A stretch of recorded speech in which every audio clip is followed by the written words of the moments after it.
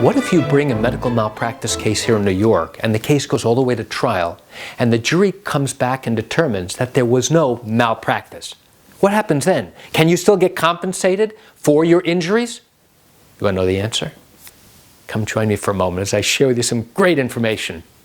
Hi, I'm Gerry Oginski. I'm a New York medical malpractice and personal injury attorney practicing law here in the state of New York. The answer is no, you can't. When your case goes all the way to trial, it means that there's a clear dispute. You believe that there was carelessness by the doctor. The doctor and his attorneys believe that there was no carelessness. And now they're fighting it tooth and nail. They're fighting it throughout the entire 2 years of litigation. Finally, your case comes to trial. And now you are hoping that a jury can put this issue to rest. You're hoping that a jury sees and recognizes that the doctor violated the basic standards of care. And as a result of that, you suffered significant injury. Now, in order to get to that point, a medical expert has to have confirmed, number one, that there was wrongdoing, number two, the wrongdoing caused injury, and number three, the injury is significant or permanent. You can have the best case in the world. We can have all the best medical experts. But now we go in front of a jury, we have no idea what they're going to do. A jury might not like you. A jury might not believe us. They may not believe our expert. There could be many reasons why the jury doesn't like our case.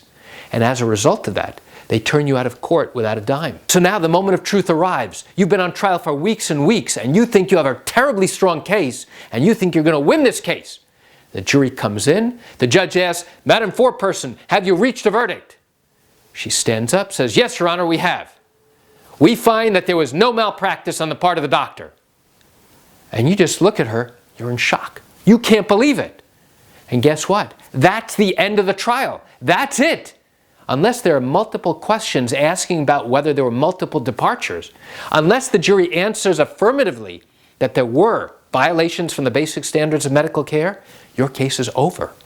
If the jury doesn't find that there was any carelessness, they never get to the question of whether the carelessness caused injury, and they never get to the question of answering how much money, how much compensation you are to receive. That's it. Case is done, jury goes home, case is over, never to be touched again. Of course, you always have the option to appeal, but that's a story for another day. So why do I share this quick information with you? I share it with you just to give you an insight and an understanding into what goes on in these medical malpractice cases, these accident cases, and even wrongful death cases here in New York. You know, I realize you're watching this video because you likely have questions or concerns about your own particular matter. Well, if your matter did happen here in New York and you're thinking about bringing a lawsuit, but you have questions that need to be answered first, what I invite you to do is pick up the phone and call me. I can answer your legal questions. You know, this is something I do every single day, and I'd love to talk to you. You can reach me at 516-487-8207 or by email at Gerry, Gerry, at oginski-law.com. That's it for today's video. I'm Gerry Oginski. Have a great day.